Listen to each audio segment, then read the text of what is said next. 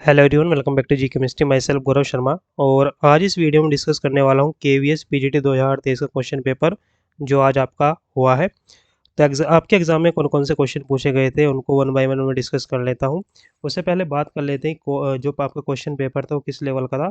तो जो आपका क्वेश्चन पेपर था वो ईजी टू मॉडरेट लेवल का था। ईजी टू मॉडरेट, ठीक है, ईजी टू मॉडरेट लेवल का था। ये हार्ड पेपर नहीं था, ये हार्ड पेपर आपका नहीं था, ईजी टू मॉडरेट लेवल का ये पेपर था। और अगर हम बात करें क्या इसमें डिफ़िकल्टी आई, ये यहाँ पे जो कैलकुलेटिव पार्ट था, जो कैलकुलेशन वाला पार्ट था, वो बहुत ही लेंदी था। ठीक है, कैलकुलेशन वाला जो पार्ट था वो बहुत ही लेंदी था, उसमें बहुत ज़्यादा टाइम लग रहा था और कैलकुलेटर वहाँ पे अलाउ नहीं था। ठीक है, कैलकुलेटर वहाँ पे अलाउ नहीं था।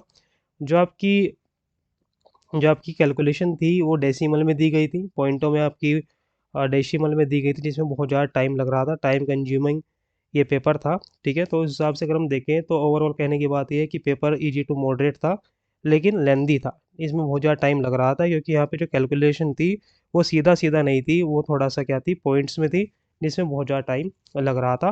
तो चलिए हम डिस्कस कर लेते हैं क्वेश्चन वन बाय वन जो आपके एग्ज़ाम में पूछे गए थे। वीडियो के लास्ट में मैं आपको बताऊंगा कि एक्सेप्टेड कट ऑफ क्या हो सकती है। ठीक है, जो आपकी इस एग्ज़ाम की कट ऑफ रह सकती है वो कितनी रह सकती है उसके बारे में भी बात करने वाला हूँ। तो चलिए वन बाय वन हम सभी क्वेश्चन को डिस्कस कर लेते हैं। सबसे पहला क्वेश्चन आपसे जो पूछा गया था, सबसे पहला क्वेश्चन देख लेते हैं। एक क्वेश्चन आपसे पूछा गया था कि आपको बताना था कि इनमें जो अंडरलाइन एटम है, इनमें जो अंडरलाइन एटम है, किसकी ऑक्सीडेशन स्टेट सेम है। कुछ हमें चार ऑप्शन दिए गए थे और जो मेरे को याद है एक क्वेश्चन हमको ये दिया गया था, ऑप्शन ये दिया गया था H2SO7 और H2SO4। हमसे पूछ रहा था कि इनमें से जो अंडरलाइन एटम है, जो आपके अंडरलाइन एटम है, जैसे इसमें सल्फर का पूछा गया था, बताना था कि इनमें किसकी ऑक्सीडेशन स्टेट सेम है, किसकी ऑक्सीडेशन स्टेट सेम है। ये क्वेश्चन हमसे पूछा गया था। ठीक है, तो इसको अगर हम सोल्व करें तो यहाँ पे हम देख सकते हैं हाइड्रोजन +1 होगा तो +2 हो जाएगा। अगर इनका ऑक्सीडेशन स्टेट निकाले सल्फर का तो कितना आएगा, यहाँ पे जो ऑक्सीडेशन स्टेट आएगा वो कितना आ जाएगा आपका, +6 आ जाएगा। ठीक है, कितना आएगा आपका, +6 आ जाएगा। जब आप निकालेंगे कितना आएगा, +6 आ जाएगा। और जब आप H2SO4 में सल्फर का ऑक्सीडेशन स्टेट निकालेंगे तब भी कितना आएगा, वो आपका +6 आने वाला है। ठीक है, ये भी कितना आएगा आपका, +6 आने वाला है। तो इन दो कंपाउंड में जो सल्फर का ऑक्सीडेशन स्टेट था वो सेम था, इन दोनों कंपाउंड में जो सल्फर का ऑक्सीडेशन स्टेट था वो सेम था। ये क्वेश्चन आपसे पूछा गया था। और भी एलिमेंट्स आपको दिए गए थे, सॉरी, और भी कंपाउंड आपको दिए गए थे जिसमें जैसे क्रोमियम O4 आई थिंक था वहाँ पे, और CrO3 कुछ इस तरह से यहाँ पे पूछा गया था कि इनमें से किन का ऑक्सीडेशन स्टेट सेम है। तो जो आपका करेक्ट आंसर रहेगा वो कौन सा रहेगा आपका, H2SO7, जिसमें सल्फर का ऑक्सीडेशन स्टेट +6 है और H2SO4 में भी जो ऑक्सीडेशन स्टेट है वो +6 है। तो इसका ऑप्शन हो जाएगा हमारा H2SO7 और H2SO4। ठीक है, ये क्वेश्चन हमसे पूछा गया था। चलिए नेक्स्ट क्वेश्चन पे चलते हैं। नेक्स्ट क्वेश्चन हमसे पूछा गया था कि इनमें से कौन सा मॉलिक्यूल लीनियर ज्योमेट्री रखता है। हमसे क्या पूछा गया था, इनमें से कौन सा कंपाउंड लीनियर स्ट्रक्चर है। ठीक है, क्या पूछा गया था, लीनियर लीनियर स्ट्रक्चर किस कंपाउंड का है। ठीक है, लीनियर स्ट्रक्चर हमसे पूछ रहा था। ठीक है, तो वहाँ पे बहुत सारे ऑप्शन हमको दिए गए थे। CH4 था, CH4 था, CO2 था, और आई थिंक SF4, ये ऑप्शन थे। तो यहाँ पे जो लीनियर स्ट्रक्चर है वो किसका आएगा, CO2 का आएगा। CO2 का जब हम स्ट्रक्चर बनाएंगे कैसा आएगा, इस तरह का आएगा, तो लीनियर आएगा। CO2 का स्ट्रक्चर कैसा आएगा, लीनियर आ जाएगा। sp हाइब्रिडाइजेशन यहाँ पे आएगी। ठीक है, sp हाइब्रिडाइजेशन यहाँ पे देखने को मिलेगी, तो ये कैसा हो जाएगा आपका, लीनियर हो जाएगा। ठीक है, CO2 हमारा कैसा हो जाएगा, लीनियर हो जाएगा। ठीक है, चलिए नेक्स्ट क्वेश्चन देख लेते हैं। नेक्स्ट क्वेश्चन देखिए। नेक्स्ट क्वेश्चन में हमसे पूछा जा रहा था कि इनमें हमें हाइब्रिडाइजेशन बतानी थी। इनमें बताना था कि इसमें जो कार्बन है उनकी हाइब्रिडाइजेशन क्या है, कार्बन की हाइब्रिडाइजेशन क्या है, इस कार्बन की हाइब्रिडाइजेशन क्या है, इस कार्बन की हाइब्रिडाइजेशन क्या है, और उस कार्बन की हाइब्रिडाइजेशन क्या है। इसको उसने लेवल किया था फर्स्ट, सेकंड और थर्ड। इस तरह से उसने लेवल इनको किया था कि बताना था कि कार्बन का जो हाइब्रिडाइजेशन है वो क्या है। ठीक है, तो जहाँ पे डबल बॉन्ड है, यहाँ पे जो CH2 है, इसमें जो हाइब्रिडाइजेशन आएगी वो आपकी sp2 आएगी। यहाँ पे जो मिडल वाला कार्बन है इसका हाइब्रिडाइजेशन sp रहेगा और इसका हाइब्रिडाइजेशन आपका क्या हो जाएगा, sp2 आ जाएगा। ठीक है, तो इस तरह के ऑप्शन वहाँ पे था। फर्स्ट और थर्ड का जो हाइब्रिडाइजेशन आएगा वो sp2 आ जाएगा, और जो मिडल वाला कार्बन है उसका हाइब्रिडाइजेशन क्या आ जाएगा, sp आ जाएगा। ठीक है, तो करेक्ट ऑप्शन क्या था आपका, sp2, sp और sp2, ठीक है, इस तरह से। चलिए नेक्स्ट क्वेश्चन पे चलते हैं।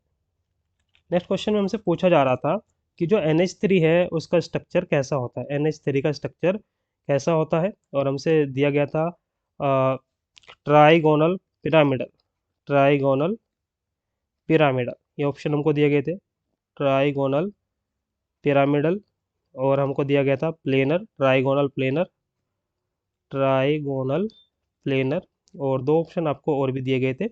तो देख लीजिए NH3 किस तरह का रहेगा आपका। अगर NH3 की बात करें तो NH3 में जो हाइब्रिडाइजेशन आती है वो sp3 आती है। NH3 में हाइब्रिडाइजेशन क्या आती है आपकी, sp3 आती है।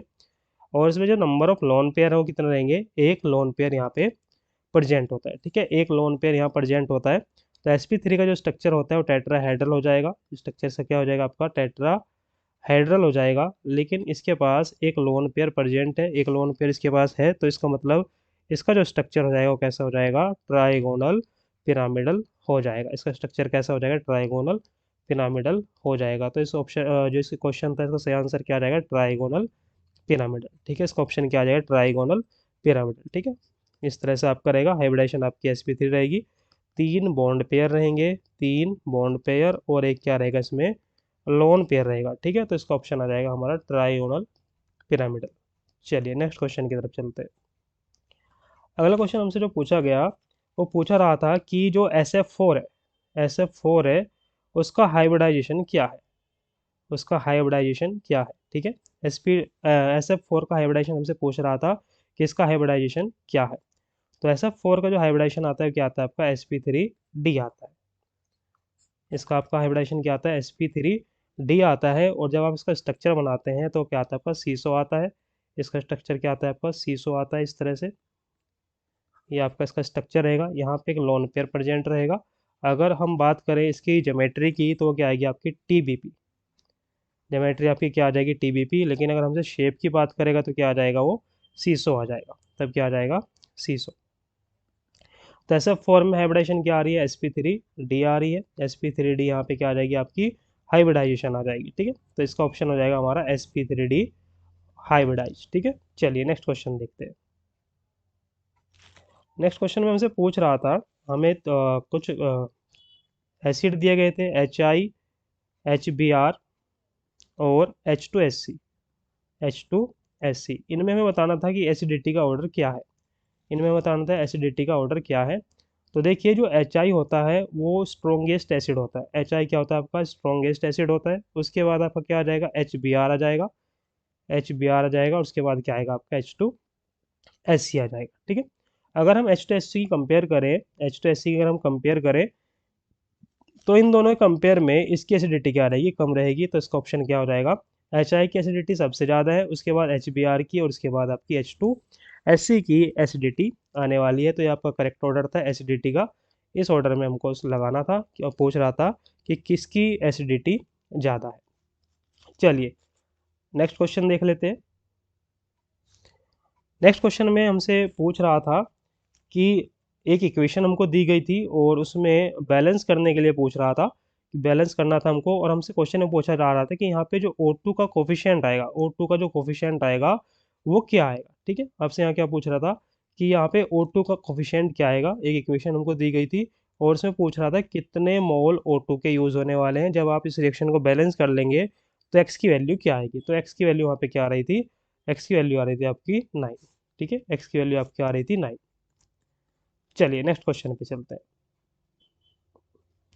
नेक्स्ट क्वेश्चन में हमसे पूछ रहा था कि जो आपका एग्जैक्ट क्वेश्चन मेरे को याद नहीं है, और हमसे पूछ रहा था कि एक कंपाउंड बन जाता है, एक कोई कंपाउंड बन जाता है और उसका कलर कैसा होता है, रेड कलर होता है। उसका कलर कैसा होता है, रेड कलर होता है, ठीक है, मेरे को याद आ गया। K2Cr2O7 की रिएक्शन करा रहा था, K2Cr2O7 की रिएक्शन करा रहा था HCl के साथ, K2Cr2O7 की रिएक्शन करा रहा था HCl के साथ, और बोल रहा था कि एक रेड कलर का कंपाउंड बन के आता है, एक रेड कलर का कंपाउंड बन के आता है, वो कंपाउंड क्या है, ठीक है। तो रेड कलर का जो कंपाउंड होता है उसको बोलते हैं क्रोमाइल क्लोराइड, ठीक है। क्या बनेगा आपका, क्रोमाइल क्लोराइड, Cr2O2Cl2, ठीक है। इस तरह क्रोमाइल क्लोराइड यहाँ पे बन जाता है, Cr2O2Cl2 बन जाता है, क्रोमाइल क्लोराइड यहाँ पे बन जाता है। तो इसका ऑप्शन हो जाएगा ये, ठीक है। चलिए नेक्स्ट क्वेश्चन देखिए। नेक्स्ट क्वेश्चन में हमसे पूछ रहा था कि इनमें से कौन डाइयोल देगा। कुछ इस तरह क्वेश्चन था। और यहाँ पे अल्काइल ग्रुप लगे हुए थे जो कि सीसो ट्रांस में थे। इस तरह से एल्कीन हमको दी गई थी, सीसो ट्रांस में थे। और हमसे पूछ रहा था इनमें से कौन डाइयोल देगा, इनमें से कौन डाइयोल देगा। तो वहाँ पे हमें ऑप्शन दे दिए गए थे। KMnO4 दिया गया था, KMnO4 दिया गया था, H2BH3 और H2O2 दिया गया था। ठीक है, और दो ऑप्शन हमें और भी दिए गए थे। और पूछ रहा था कौन यहाँ पे डायोल देने वाला है, कौन यहाँ पे डायोल देने वाला है। तो देखिए, जो आपको KMnO4 होता है, जो आपको KMnO4 होता है, ये जो एल्कीन को डायोल में चेंज करता है। एल्कीन को किस में चेंज कर देता है? डायोल में ये चेंज कर देता है। ठीक है, तो इसका जो ऑप्शन हो जाएगा, क्या हो जाएगा आपका? KMnO4 हो जाएगा। इसका ऑप्शन क्या हो जाएगा आपका? ऑप्शन नंबर क्या हो जाएगा आपका? KMnO4। ठीक है, यहाँ पे आपका क्या हो जाएगा? KMnO4 हो जाएगा। ठीक है, चलिए नेक्स्ट क्वेश्चन देखिए। अगले क्वेश्चन में हमसे पूछ रहा था कि यहाँ पे निकल नाइट्रेट हमको दिया गया था, निकल नाइट्रेट हमको दिया गया था। और एग्जैक्ट वैल्यू अभी मेरे को याद नहीं है। बोल रहा था 10 आवर के लिए इसको इलेक्ट्रोलाइज किया गया है। और कुछ करंट यहाँ पे आई की वैल्यू दी गई थी, कुछ करंट यहाँ पे दिया गया था, अभी एग्जैक्ट वैल्यू मेरे को याद नहीं है। और पूछ रहा था 10 घंटे के बाद कितना अमाउंट निकल का क्या हो जाएगा? डिपॉजिट हो जाएगा। ठीक है, ऐसे पूछ रहा था। तो ऑप्शन में शायद 2.7 कुछ इस तरह समथिंग यहाँ पे कुछ वैल्यू आई थी। इतने ग्राम निकल आपका क्या हो जाएगा? इलेक्ट्रोलाइज हो जाएगा। इतना आपका क्या हो जाएगा? उसके ऊपर डिपॉजिट हो जाएगा। ठीक है, क्रोमाइल क्लोराइड का जो है हमारा ये फॉर्मूला बिल्कुल सही है, CrO2Cl2। ठीक है, चलिए आगे चलते हैं। चलिए, तो इसका निकल वाला हो गया हमारा कितना? 2.7 ग्राम समथिंग, ये आपका आंसर आ रहा था। इतना निकल वहाँ पे क्या हो जाएगा आपका? डिपॉजिट हो जाएगा। चलिए अगला सवाल देख लेते हैं। अगले सवाल में हमसे पूछ रहा था what is the amount of Gibbs free energy. Gibbs free energy का अमाउंट हमसे पूछ रहा था। और एक सेल हमको दी गई थी, आई थिंक एल्यूमिनियम +3 था उसमें और जिंक +2 था। और हमसे पूछ रहा था कि इसमें डेल्टा जी की वैल्यू क्या आएगी, गिब्स फ्री एनर्जी की वैल्यू क्या आएगी। तो इसका फॉर्मूला होता है NFE। और आपको एफ की वैल्यू वहाँ पे गिवन थी, एफ की वैल्यू आपको दे रखी 96500। और इनके आपको क्या दिए गए थे? इसकी जो ई की वैल्यू थी, ई की वैल्यू इसकी भी दी गई थी आपको। और इसकी भी कुछ वैल्यू दी गई थी। इससे आपने क्या निकालना था? E0 निकाल लेना था, जिसकी वैल्यू आप यहाँ रखने वाले थे। और जो यहाँ आपका N है, क्या टोटल नंबर ऑफ इलेक्ट्रॉन है। तो टोटल इलेक्ट्रॉन इस इक्वेशन में 6 यूज हो रहे थे। ठीक है, तो यहाँ पे आपको रखना था 6। और यहाँ पे ये वैल्यू हमको गिवन थी 96500 वैल्यू गिवन थी। और ई की वैल्यू आप क्या करेंगे? यहाँ से निकाल लेंगे, ई कैथोड से माइनस ई एनोड करके। ई कैथोड माइनस ई एनोड करके आप इसकी वैल्यू निकाल लेंगे, ई कैथोड माइनस ई एनोड करके आप इसकी वैल्यू निकाल लेंगे। और उस वैल्यू को यहाँ पे पुट करना था और आपका आंसर इजीली आ जाना था। ठीक है, जो भी आपका आंसर आता। तो यहाँ पे अभी एग्जैक्ट मेरे को ऑप्शन याद नहीं है, वैल्यू याद नहीं है, तो इस तरह से क्वेश्चन को सोल्व करना था। जिसमें हमें क्या पूछ रहा था? गिब्स फ्री एनर्जी पूछ रहा था। गिब्स फ्री एनर्जी से रिलेटेड एक और क्वेश्चन हमको दिया गया था, वो अभी मेरे को ध्यान नहीं है एग्जैक्ट, लेकिन यहाँ पे क्वेश्चन डेल्टा जी से रिलेटेड और भी था। ठीक है, चलिए नेक्स्ट क्वेश्चन में चलते हैं। नेक्स्ट क्वेश्चन में हमसे पूछ रहा था कि इनमें से कौन सा अमीनो एसिड अकायरल है, कौन सा अमीनो एसिड अकायरल है। इनमें से कौन सा अमीनो एसिड अकायरल है। ठीक है, ये हमसे पूछा गया था कि कौन सा अमीनो एसिड इसमें अकायरल है। चार ऑप्शन हमको दिए गए थे। लुइसिन दिया गया था, लुइसिन। और ग्लाइसिन दिया गया था, ग्लाइसिन, ग्लाइसिन। और आपको सिस्टीन दिया गया था, सिस्टीन। और मिथोनाइन, मिथेनॉइन। ठीक है, इस तरह से चार ऑप्शन हमको दिए गए थे। और हमसे पूछ रहा था कौन सा अमीनो एसिड इसमें से अकायरल है। तो जो आपका अकायरल अमीनो एसिड होता है, आपका क्या होता है? ग्लाइसिन होता है। ग्लाइसिन आपका क्या होता है? एक अकायरल अमीनो एसिड होता है। ठीक है, अकायरल अमीनो एसिड में कौन सा ऑप्शन आ जाएगा आपका? ग्लाइसिन। ठीक है, ग्लाइसिन इसका क्या रहेगा? करेक्ट आंसर रहने वाला है। चलिए नेक्स्ट क्वेश्चन देख लीजिए। नेक्स्ट नेक्स्ट क्वेश्चन में हमसे पूछ रहा था, एग्जैक्ट मेरे को याद नहीं है, कि C4C7H9 और N, इस तरह का एक हमें कंपाउंड दे दिया गया था। और बोल रहा था इसके कितने आइसोमर पॉसिबल है, इसके कितने आइसोमर पॉसिबल है। C7H9N के कितने आइसोमर पॉसिबल है। तो इसके कितने आइसोमर पॉसिबल होते हैं? 9 आइसोमर यहाँ पे इसके पॉसिबल होते हैं। ठीक है, चलिए नेक्स्ट क्वेश्चन देख लीजिए। नेक्स्ट क्वेश्चन हमसे पूछ रहा था इनमें से कौन सा कंपाउंड एरोमेटिक है, इनमें से कौन सा कंपाउंड एरोमेटिक है, इनमें से कौन सा कंपाउंड एरोमेटिक है। एरोमेटिसिटी हमें पता करनी थी, हमको चार ऑप्शन दिए गए थे, इस तरह का हम ऑप्शन दिए गए थे एरोमेटिसिटी का। एक ये दिया गया था ऑप्शन हमको, एक ऑप्शन हमको ये दे दिया गया था, और एक ऑप्शन हमको ये दिया गया था, और एक ऑप्शन हमको दे दिया गया था ये वाला।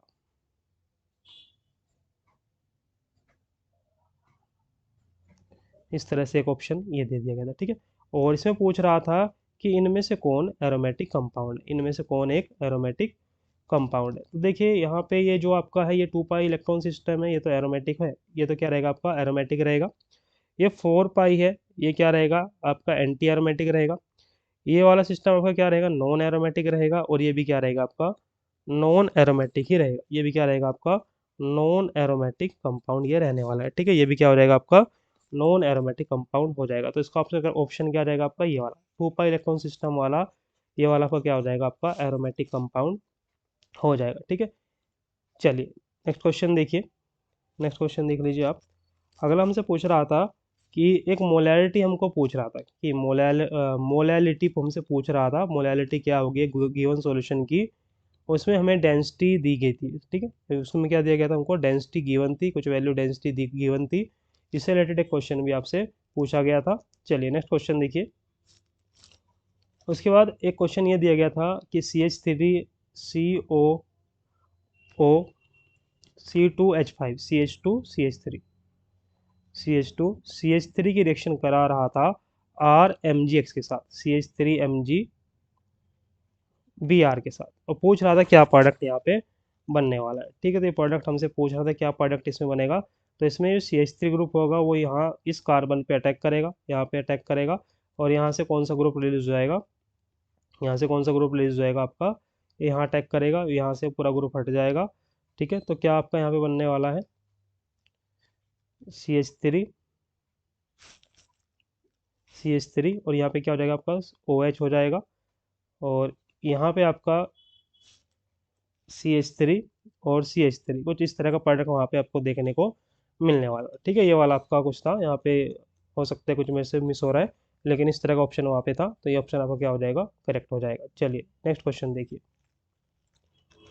और आगे हमको दिए गए थे यहाँ पे कुछ वैल्यू लिखी हुई थी, और यहाँ पे 72 73 कुछ इस तरह करके वैल्यूज़ थी, 33 और 75 कुछ इस तरह से वैल्यू दी गई थी, और हमसे पूछ रहा था इन सब में क्या कॉमन है, या फिर इन सब में क्या चीज़ें कॉमन है। आपको ऑप्शन दिए गए थे neutron proton electron, neutron proton और इलेक्ट्रॉन, न्यूट्रॉन प्रोटॉन और इलेक्ट्रॉन, ठीक है। तीन ऑप्शन आपको दिए गए थे, तो इसको आपको कैसे सोल्व करना था। एटॉमिक मास में से आपको एटॉमिक नंबर क्या करना था माइनस करना था, और जब आप इसको माइनस करते तो सभी की वैल्यू क्या आती सेम। इसका मतलब क्या है सभी में क्या चेंज है, सॉरी क्या सेम है न्यूट्रॉन, ठीक है। तो न्यूट्रॉन इन सब में सेम है, इस तरह से इसको इस क्वेश्चन को करना था, ठीक है। न्यूट्रॉन इसमें क्या आते सेम थे, सभी के अंदर न्यूट्रॉन क्या आए थे सेम आए थे। चलिए नेक्स्ट क्वेश्चन देखिए। अगला क्वेश्चन में हमसे पूछ रहा था कि जो इसेंशियल अमीनो एसिड कौन सा है ना, इसेंशियल अमीनो एसिड कौन सा है, इसेंशियल अमीनो एसिड कौन सा है, वो कौन सा अमीनो एसिड है जो इसेंशियल होता है, ठीक है। तो इसमें हमें कुछ ऑप्शन दिए गए थे। जो आपका इसेंशियल अमीनो एसिड रहता है वो होता है आपका मिथेनॉइन, होता है आपका मिथेनॉइन, मिथेनॉइन आपका क्या रहेगा इसेंशियल अमीनो एसिड होता है, ठीक है। तो आपका जो मिथेनॉइन था वो क्या था आपका करेक्ट आंसर था, मिथेनॉइन आपका क्या था करेक्ट आंसर था। चलिए नेक्स्ट क्वेश्चन देखिए। नेक्स्ट हमसे पूछ रहा था कि आरएनए में कौन प्रेजेंट नहीं होता है, आरएनए में कौन प्रेजेंट नहीं होता है।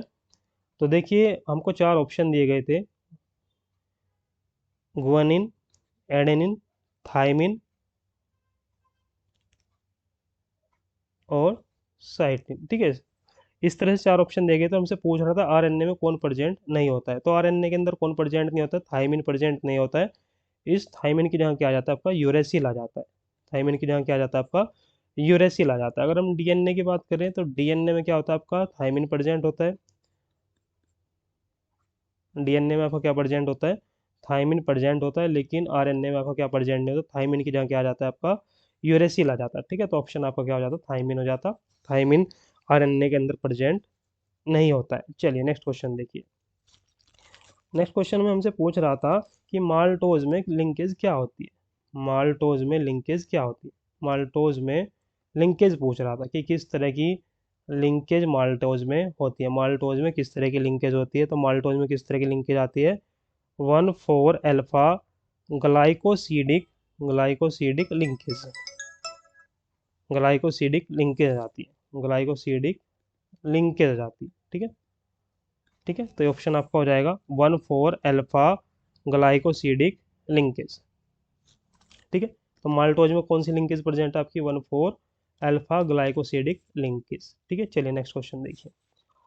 नेक्स्ट क्वेश्चन में हमसे पूछ रहा था कि यहाँ पे हमको एनिलीन दिया गया था, एनिलीन दे दिया गया था, एनिलीन दे दिया गया था हमको, और एनिलीन की रिएक्शन करा रहा था, एनिलीन की रिएक्शन करा रहा था Br2 के साथ, Br2 के साथ प्रोडक्ट बना रहा था A, और फिर इसकी रिएक्शन करा रहा था Na, Na2 और HCl के साथ, Na, Na2 और HCl के साथ करा, जिससे कंपाउंड बन रहा था B।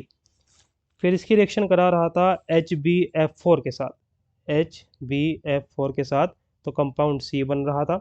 तो इस तरह का एक ऑप्शन हमको दे दिया गया था, क्वेश्चन दिया गया था। तो इसमें क्या करना था, पहले Br को हमें एडिशन करना था, और Br क्या हो जाता है यहाँ पे ऐड हो जाता, यहाँ पे आपका Br इस तरह से ऐड हो जाते।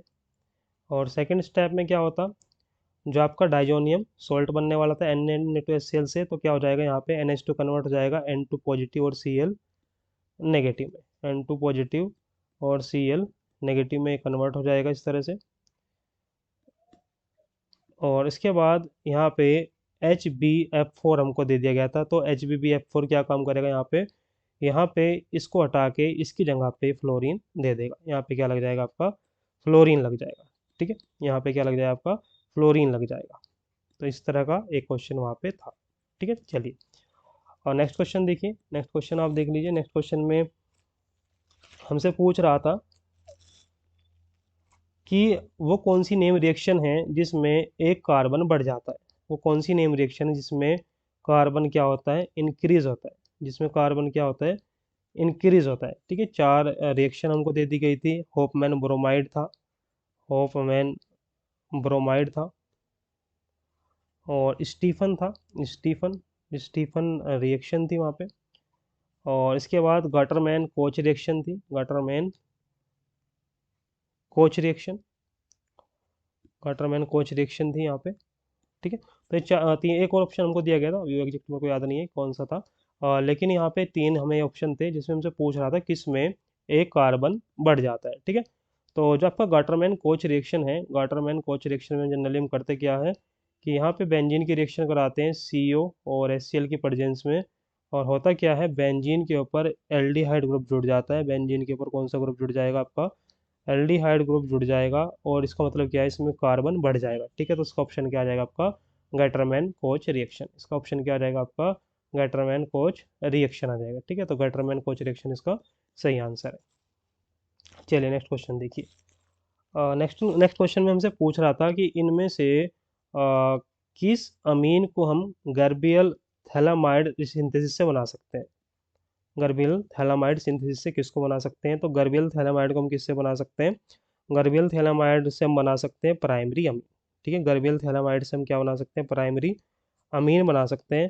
और वहाँ पे प्राइमरी अमीन का एक ऑप्शन हमको दिया गया था, बेंजीन के साथ था आपका CH2 ग्रुप, और CH2 ग्रुप से आगे लगा था NH2। ठीक है, ये जो आपकी अमीन है क्या है, प्राइमरी अमीन है, और इसका हम क्या कर सकते हैं, गर्बियल थैलामाइड रिएक्शन से क्या कर सकते हैं, इसको सिंथेसाइज कर सकते हैं। ठीक है, गर्बियल थैलामाइड रिएक्शन जनरली किसके लिए यूज़ होता है, ये जो होता है जनरली आपका प्राइमरी जो आपका अमीन होते हैं उसकी सिंथेसिस के लिए इसको यूज किया जाता है। ठीक है, तो ये हो जाएगा आपका प्राइमरी अमीन की सिंथेसिस यहाँ पे हो जाएगी। चलिए नेक्स्ट देख लीजिए। नेक्स्ट देख लीजिए आप। नेक्स्ट इसमें पूछ रहा था कि जो आपका एसिटाइल एसीटोन होता है, आपसे पूछा गया था एसिटाइल एसिटाइल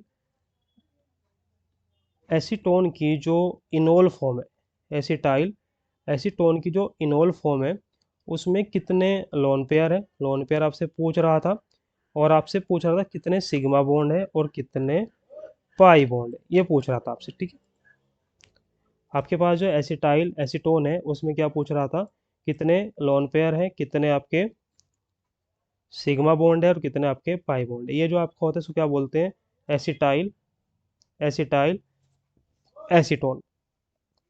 अगर हम इसकी इनोल फॉर्म बनाए, अगर हम इसे क्या बनाए, इनोल फॉर्म बनाए, तो इनोल फॉर्म आपकी कैसे बनेगी, इसको हम इनोल फॉर्म में बना लेते हैं।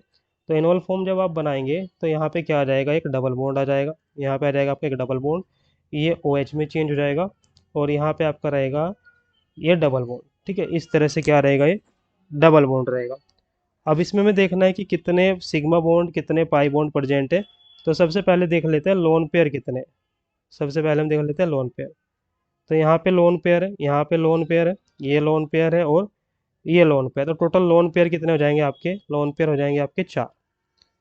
अगर हम पाई बॉन्ड की बात करें तो आपको यहाँ पे कितने पाई बॉन्ड दिखाई दे रहे हैं, पाई बॉन्ड आपका एक पाई बॉन्ड ये है और एक पाई बॉन्ड आपका ये है। तो टोटल जो पाई बॉन्ड है वो कितने हैं, पाई बॉन्ड आपके हो जाएंगे 2। अगर सिग्मा बॉन्ड की हम बात करें तो सिग्मा बॉन्ड आप देख सकते हैं यहाँ पे, इसका स्ट्रक्चर मैं यहाँ पे ओपन करके लिख लेता हूँ। तो यहाँ पे देख लेते हैं कितने सिग्मा बॉन्ड रहेंगे। सिग्मा बॉन्ड यहाँ पे आपका एक कार्बन है, इस तरह से कार्बन रहेगा, और कुछ इस तरह से हाइड्रोजन बॉन्डिंग में इन्वॉल्व होता है, इस तरह से। यहाँ पे आपका डबल बॉन्ड है और एक आपका हाइड्रोजन है, यहाँ पे आपका एक कार्बन है और उसके साथ 3 हाइड्रोजन जुड़े हुए हैं। ठीक है, तो चलिए हम सिग्मा बॉन्ड को देख लेते हैं कितने सिग्मा बॉन्ड इसके अंदर प्रेजेंट है। पाई बॉन्ड तो हमें पता चल गया 2 है। एक सिग्मा बॉन्ड आपका ये है, एक सिग्मा बॉन्ड ये है, एक ये है, 3 4 5 6 7 8 9 10 11 12 13 और ये 14। ठीक है, तो टोटल इसके अंदर 14 आपके सिग्मा बॉन्ड है। टोटल क्या है आपके इसके अंदर, सिग्मा बॉन्ड 14 है, पाई बॉन्ड आपके 2 हैं और लोन पेयर इसमें 4 है। ठीक है, चलिए नेक्स्ट क्वेश्चन देखते हैं। नेक्स्ट क्वेश्चन में हमसे पूछ रहा था कि हमको कुछ वैल्यूज़ दी गई थी इक्विलिब्रियम कांस्टेंट की, जैसे आपका शायद NO था और Br। कुछ इस तरह का क्वेश्चन था जिसमें NO Br बन रहा था, कुछ इस तरह का शायद क्वेश्चन था, 2NO Br कुछ इस तरह से था, और इसमें कुछ वैल्यू दी गई थी और हमसे पूछ रहा था what is the value of Kp। ठीक है, Kp की वैल्यू हमसे पूछ रहा था। तो जो Kp की वैल्यू वहाँ पे कैलकुलेट करके आई वो कितनी आई थी, 45 यहाँ पे आई थी। ठीक है, 45 इसकी Kp की वैल्यू थी 45। ठीक है, 45 इसकी वैल्यू आई थी। चलिए नेक्स्ट क्वेश्चन देख लीजिए। नेक्स्ट क्वेश्चन में हमसे पूछ रहा था कि जो जिरकोनियम है और जो आपका हॉफेनियम है उसका जो साइज होता है वो सिमिलर साइज होता है ना, इनका साइज क्या हो जाता है, सिमिलर साइज होता है। इसका रीजन बताना था। ठीक है, इसका रीजन हमें बताना था कि इसका रीजन क्या है। तो इसका रीजन क्या हो जाएगा आपका, लेंथेनाइड कंट्राडक्शन, लेंथानाइड कंट्राडक्शन। ठीक है, इस तरह से ये होने वाला था।